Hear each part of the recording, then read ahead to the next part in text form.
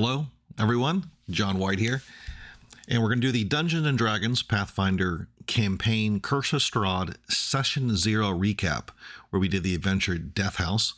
This is going to be the pre-session before Session 1, and there was the full recording on my channel. I'm also posting a quick recap version here, so let's go ahead and get started. The Session 0 for the Curse of Strahd campaign introduced players to the Gothic horror setting of Barovia and established expectations for gameplay, character creation, and group dynamics.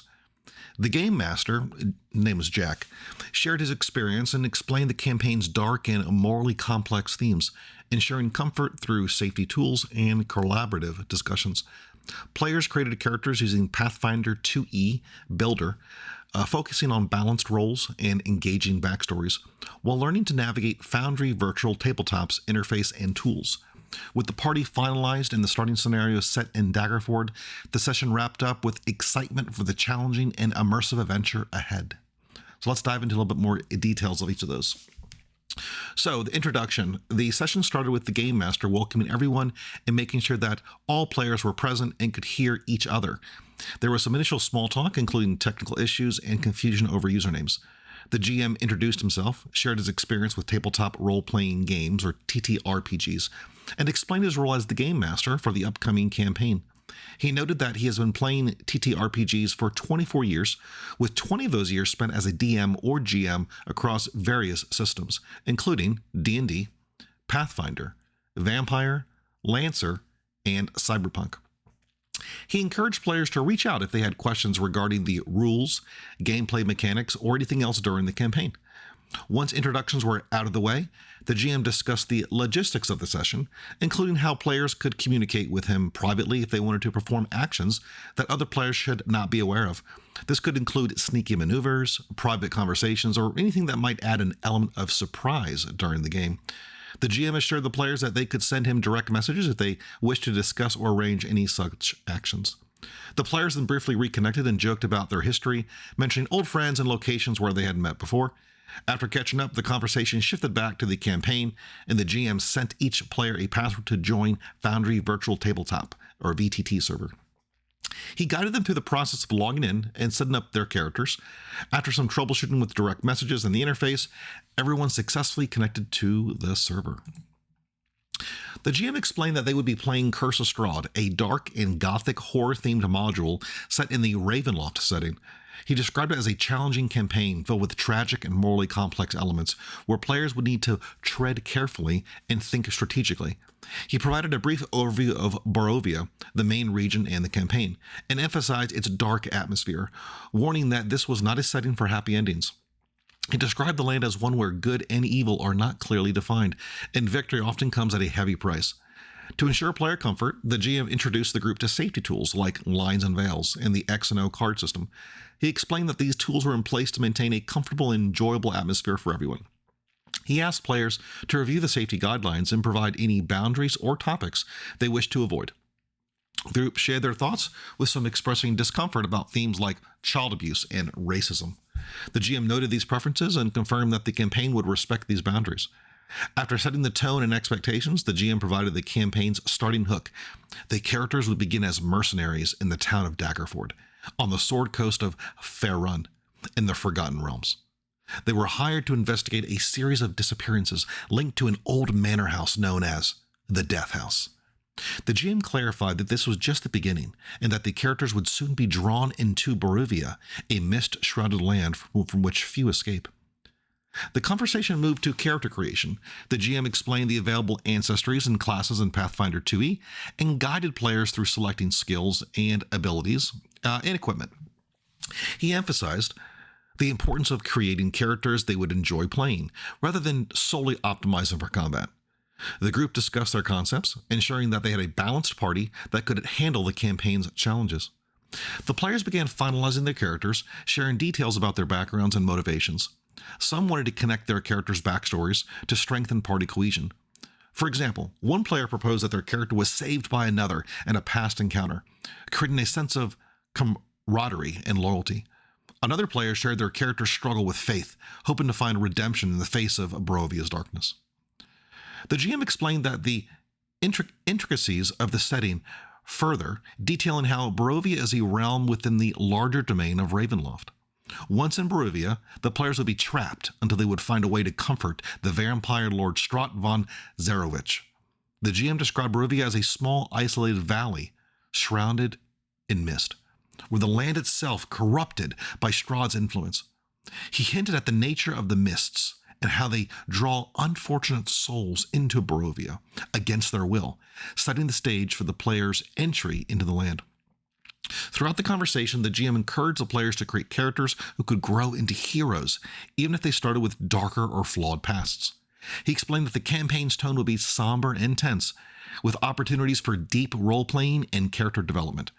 He reminded them that while there would be combat, they should also focus on the story and interactions with the numerous NPCs they would encounter. All right, let me just double check we're recording. Yep, looks good. Okay, so next, the GM introduced the group to the character creation process. Since most of the players were new to Pathfinder 2e, he restricted available ancestries to the core ancestries: dwarf, elf, gnome, goblin, halfling, human, leshy, and orc, along with the half-elves and the half-orcs, which are considered versatile heritages. He explained how these heritages work and clarified that they might still be referred to as half-elves or half-orcs. Pathfinder 2 has recently renamed and adjusted many terms to distance itself from Dungeons & Dragons. For example, half-elves are now categorized under a heritage called Aasimar, reflecting Pathfinder's distinct approach. One of the players struggled to find the versatile heritages in the character creation tool Pathfinder 2e builder. The GM provided guidance directing everyone to use the tool and to ensuring that they had the correct settings enabled, such as excluding legacy content and using only the core ancestries and versatile heritages. He also shared his screen, demonstrating how to select a versatile heritage, which helped clear up the confusion about choosing between ancestries and heritages. As the group continued to build their characters, one player expressed frustration at the new terminology and mechanics in Pathfinder 2e, especially in the context of selecting abilities and traits for their character. The GM explained that Pathfinder 2e recently underwent a major overhaul, removing any references to the old D&D rules, which included renaming abilities and restructuring character creation. He emphasized that these changes made the system more distinct and independent, but acknowledged that it could be confusing for players familiar with older editions or D&D. Another player asked about the differences between spell types such as arcane, divine, and occult, as they were building a wizard character and wanted to understand the nuances of these classifications. The GM explained that arcane spells typically derive from scholarly study or innate magical ability. Divine spells come from deities or divine forces, and the occult spells are associated with esoteric and mysterious knowledge. He advised them that to choose based on what suited their character's background and personal goals. The GM encouraged everyone to coordinate their skill choices to avoid redundancy and ensure a well-rounded party. He suggested that each character should have a unique set of skills, allowing everyone to shine in different scenarios, whether it be social encounters, combat, or solving puzzles. The players discussed their builds, revealing that one planned to focus on athletics and physical prowess, while another intended to specialize in stealth and thievery. There was also a conversation about role expectations within the party. Some players wanted to know who would be the, quote, talker or social negotiator, while others considered focusing on combat or support roles. The GM supported this coordination, highlighting that it would prevent overlap and maximize each character's potential. He reminded them that if anyone felt unhappy with their character partway through the campaign, it was fine to adjust or even create a new character as long as it fit within the story.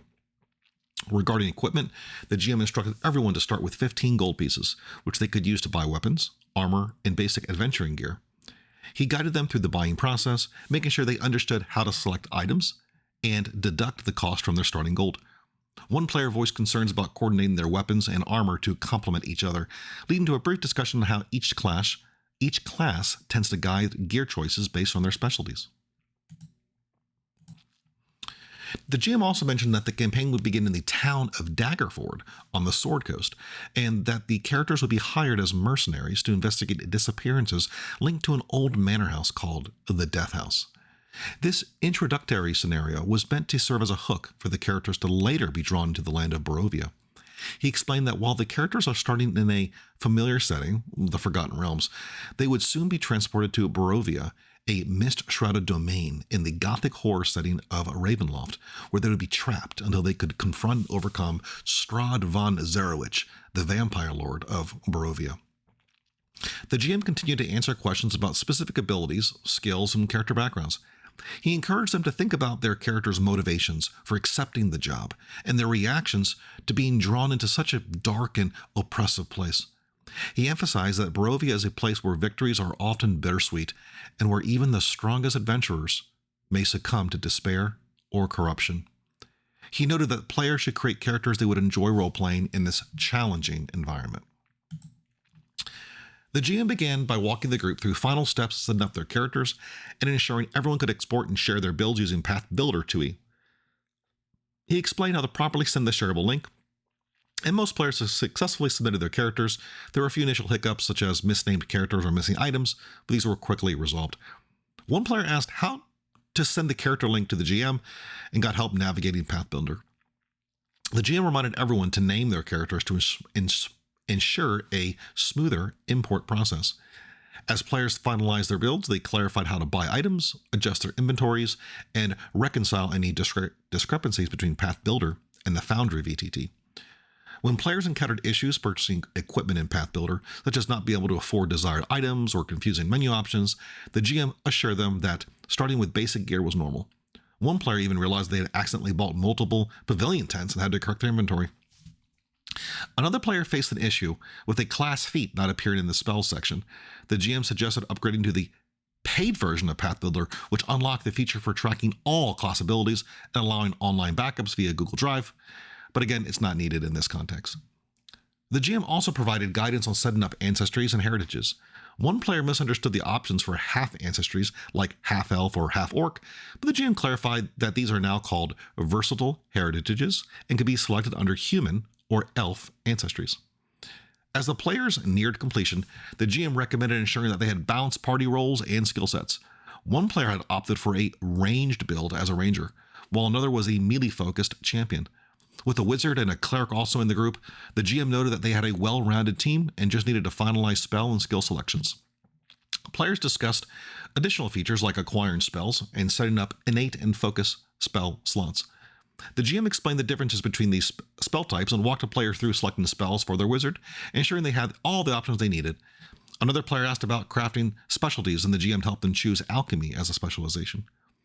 One of the cleric players, which was actually me, realized they had strength-based build and were attempting to use feats to wear heavier armor to improve their survivability.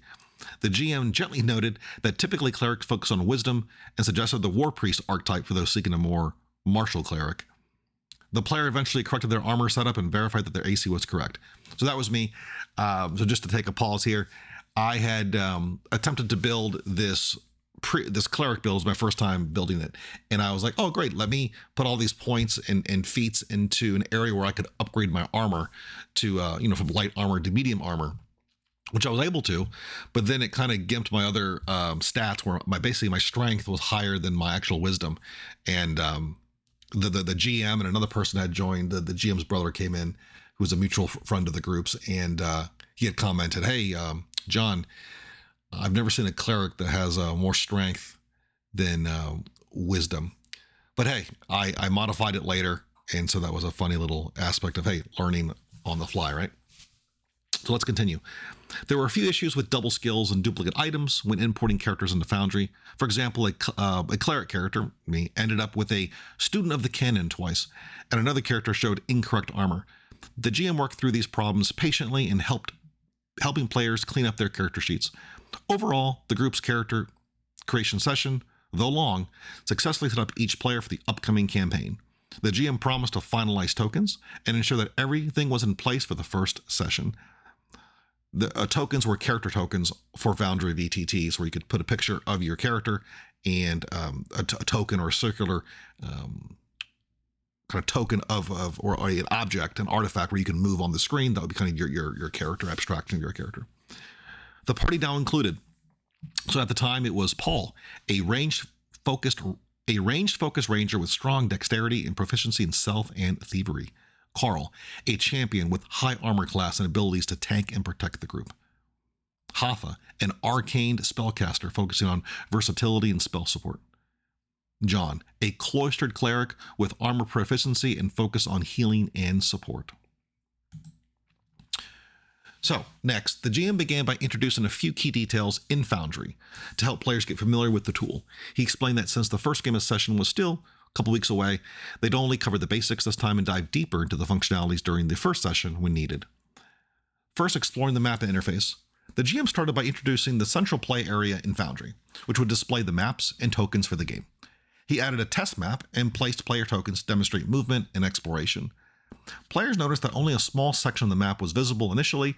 The GM explained that as the group explored, more of the map would be revealed, showcasing how Foundry uses dynamic lighting and fog of war features. He further highlighted how players could move their tokens by dragging them around or using the arrow keys. Players could also see each other's mouse movements, which was represented by floating name tags. This allowed everyone to know where their teammates were looking or planning to go. The GM demonstrated how walls and obstacles would restrict movement and visibility, providing a glimpse of the realistic interaction players would experience in the game. So some details on the user interface and tool pane. So next, the GM provided an overview of the different sections of the user interface. First was the actors pane, located on the right side of the screen. It lists all available characters and NPCs. The GM showed how double-clicking on a character would quickly open up their character sheet for fast access. Second was the chat log. The chat log displays all the dice rolls, actions, and events. The GM recommended keeping this open as it's vital for tracking actions and understanding the outcomes during gameplay. 3 was the encounters pane. This tab is crucial for managing combat. The GM simulated adding everyone to a fight, allowing them to see how initiative works. He demonstrated how players could click the dice icon to roll for initiative and how the turn order would be established based on those rolls. Fourth was the journal pane. The GM used this pane to share example handouts and explained how journal entries contain important notes, maps, or images that players would need to refer to throughout the campaign. Handouts would be visible in the journal after they were shown and would be accessible for review at any time. The fifth one was the compendium browser. The GM briefly mentioned this section, which houses all the game's equipment, feats, and spells. He explained that while Path Builder handles most of the character building, players might occasionally need to access this section to purchase items or look up additional information. And the final one was Settings pane. Players were guided to the settings menu where they could configure various aspects of Foundry. The GM suggested enabling left click to release objects, making it easier to deselect tokens without needing to press the escape key. He also pointed out other configuration options, but recommended leaving most of the default values until they gained more experience. Now, additional tools and targeting. The GM moved on to the left-hand tools pane, covering the most used features. So on the left side was token control. The GM emphasized that this tool, particularly the select tokens option, would be used most frequently for moving characters around the map. The select targets tool was highlighted for targeting enemies during combat. He explained multiple ways to select targets, including using the T key or right-clicking on a token and selecting the target icon. Measuring distance tool. This tool allowed players to measure distances and set waypoints. The GM showed how holding the control key while dragging out the ruler would set multiple waypoints, which was useful for planning complex movements. Drawing templates. Wizards and clerics were shown how to use the cone, circle, and other templates to determine the area of effect for spells. The GM explained that these would be critical for spellcasters when casting abilities like Fireball or Lightning Bolt. Now, the GM provided a few additional recommendations. Number 1, use in-game chat for role-playing.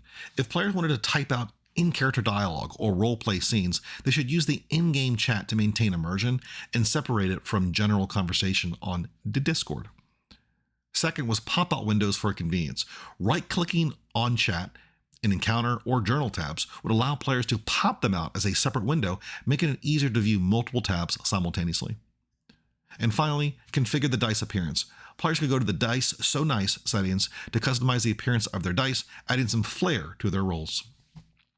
The GM concluded by stating that they'd dive deeper into Foundry's features during the first session.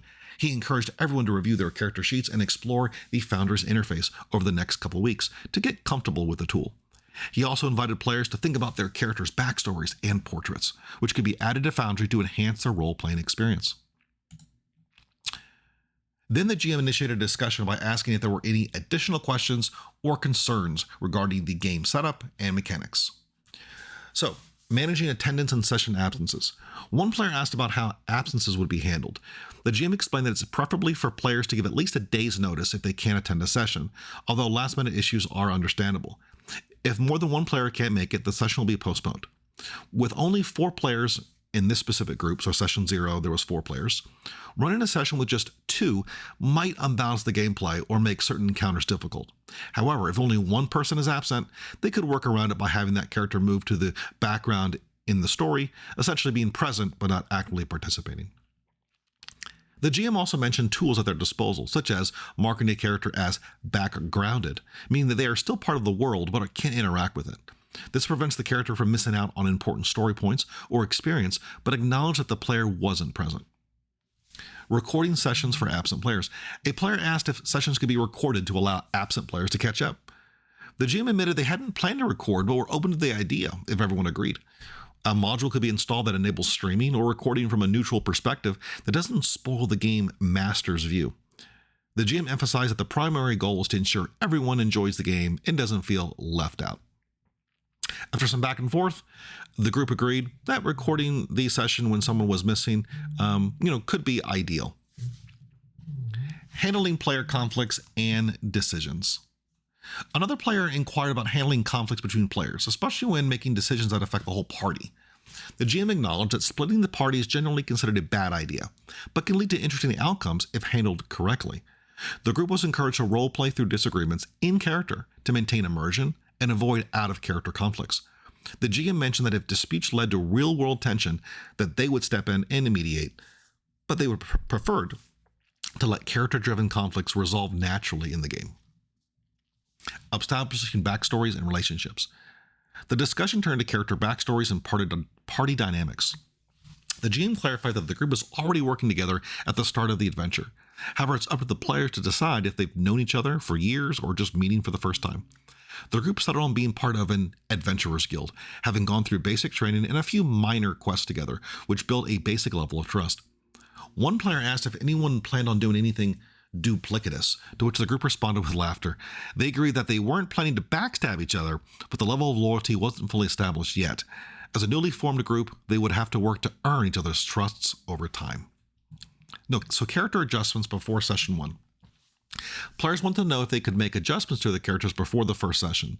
The GM confirmed that they could make any changes up until the first game session, and even after that, minor tweaks would be allowed. However, once the campaign started, any major changes would require in-character justification. One player mentioned adjusting stats to be better optimize their character's role, but assured the group they wouldn't change the class or core function of their character, maintaining the party balance. The GM encouraged everyone to inform the group if they made changes to avoid overlapping roles or stepping on other players' niche. Lastly was the game session duration and breaks. The GM suggested that while the maximum session time was 4 hours, they would generally aim for about 3 to 3.5 hours, depending on the content and how everyone was feeling. The group could take a couple of breaks during the longer sessions or just the timing as needed. The group discussed managing player turns, with one player expressing frustration as long decision times and indecisiveness. They hoped the GM would keep the game moving at a brisk pace to avoid burnout or boredom. The GM acknowledged his concern and said they would monitor how the sessions progress and implement a time limit on decisions, if necessary, but they wanted to avoid it initially to allow new players time to learn. All right, in my final slide here, which was the GM style and recommendation. So first was the GM style and approach. The GM described their style as a blend of tactical combat and narrative focus. They don't like to kill off players without cause and prefer to create stories where characters face challenges and grow, but aren't put through arbitrary dangers. They emphasize that the game should be fun for everyone, and if players aren't having a good time, they'll work to adjust the campaign to better suit the group. One player mentioned feeling overwhelmed by the sheer number of choices and strategies during combat, expressing concern that it might slow down gameplay. The GM suggested familiarizing oneself with the character's abilities and spells beforehand to make decision-making smoother. They also encouraged the use of environmental elements and creative strategies during combat, rewarding players who think outside the box. The final questions and wrap up. The session ended with some lighthearted banter about reading habits and book recommendations, including a book by Drew Hayes called NPCs. Yeah, Paul recommended that book, and I'm actually reading it. It's very interesting. which some players highly recommended for its humorous take on RPGs and character interactions. The GM thanked everyone for their participation and confirmed the next meeting time. They reiterated that if anyone had questions or needed help with character adjustments, they were available in Discord to assist. The players confirmed their next session time and thanked the GM for his guidance. With characters nearly ready and the campaign's dark theme set, everyone expressed excitement and anticipation for the adventure that awaited them in Barovia.